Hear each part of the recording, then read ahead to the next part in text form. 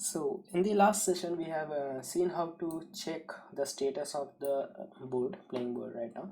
So in this one we will show you how to take an input from the user. All right.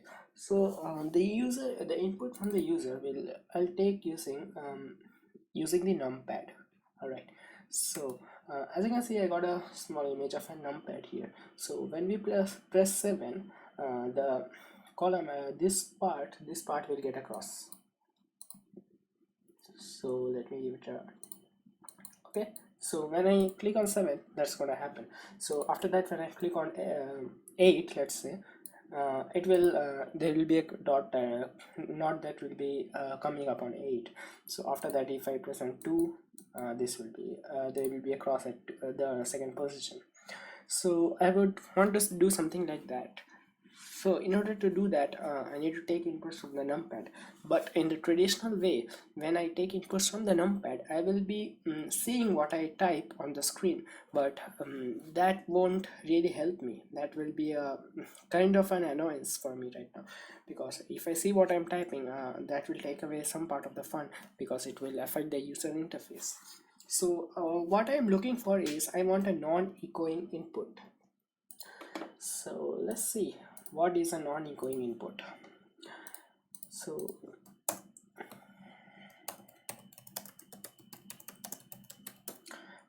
also there is the other part is echoing input.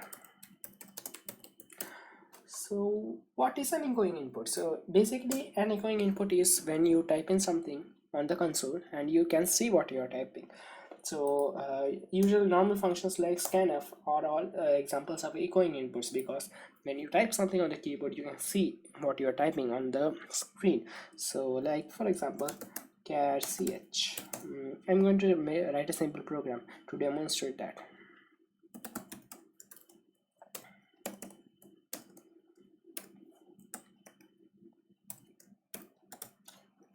Alright, so I'm going to print it also. Printf extension the input is %c comma ch. Alright, so right now I'm going to just wrote a simple program that will print whatever character I'm inputting. So let's run it. Alright, so here's the screen. Let's say I'm going to press 5. Okay? So right now I have pressed 5. Now there's another problem with scanf right now, because even after pressing 5, I have to say press enter for the input to be accepted by scanf. Right? So right now when I press 5, the input has been accepted. But as you can see, the 5 is still on the screen. When I'm pressing 5, I can see the 5 on the screen, and I also have to press an enter, which is another problem right now. So instead of scanf, let's use getch. Now getch is commonly used by a lot of programmers when using other IDEs like Turbo C++ and others. So you just use it to make the program stop, wait for a keystroke before the program terminates. That is just for you to see the output, but here we'll be using it to take input. So let's see, character ch equal to get ch. All right. So the very good thing about get ch is you don't need to enter. You don't need to press enter for the keystroke to register. So as you can see right now, let's see. All right. So when I'm going to press 5, as you can see, I did not have to press enter, and also what I pressed, the number 5 was not shown on the screen when I pressed it. So right now I have a way to input characters without it being seen on the screen. So that's really great. That's exactly what we're looking for right now. All right. So now let's see how to process the input.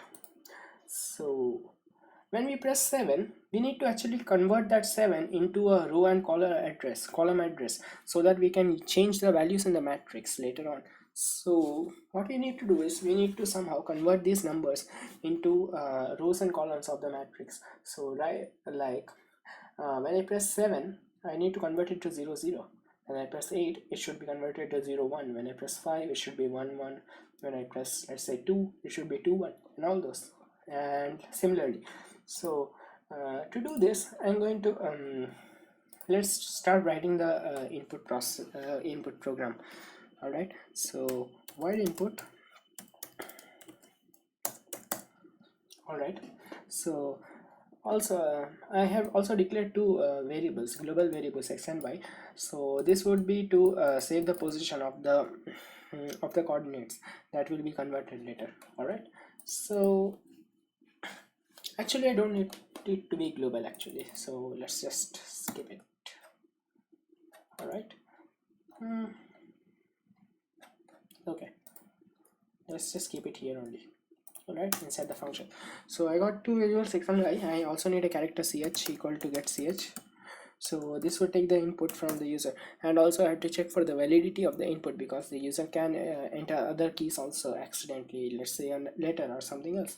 So we need to keep in account of that also. So if ch is greater than equal to, so equal to 0, and ch is less than equal to 9. All right, so if it is done, if this condition is met, it means that our input is a valid one, and we can step on to further processing of the input. So in order to convert this input into the row and column values, I'm just going to use a switch case. All right, so I'm keeping this on top because I need it for reference. Switch switch ch case something, that will be case. Actually, let's write blank sketch first. X equal to y equal to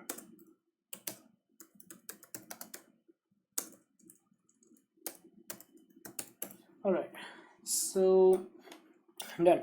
So I just need to copy this 9 times. That's hard work actually.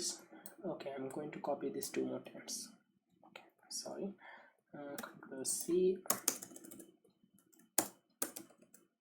Okay, so the case, let's say case 1.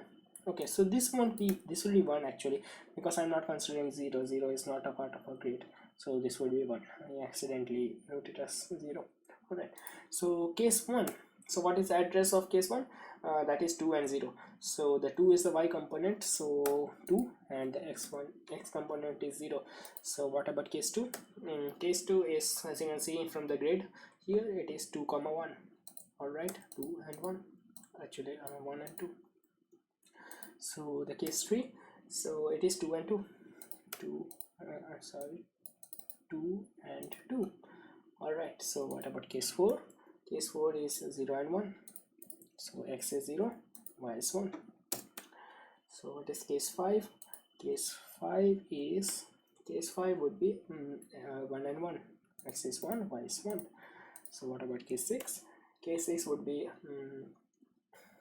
x is 1, y is x is 2, y is 1. So case 7 would be 0 and 0. So case 8 would be 1 and 0, and case 9 would be 0 and 2. All right, so that is done. So we need to,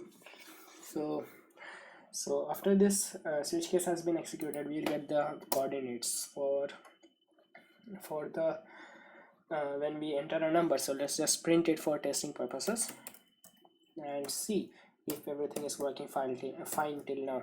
Percentage d, and also let's print the percent character also.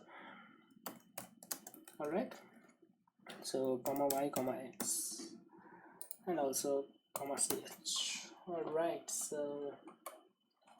so in the main I have written while one input. I'm just going to call this indefinitely just to see. All right, so I'm going to, okay, I need to declare the function also. All right, not here, this would be better. All right, so in the main loop I'm just created an infinite loop where I'm calling the input function and again and again. So and here in the input function I am converting the character into its x and y position and just printing it. So as of now, let's run it and see if everything is working as we want it to be. So character equal to get ch, I have not included console input output.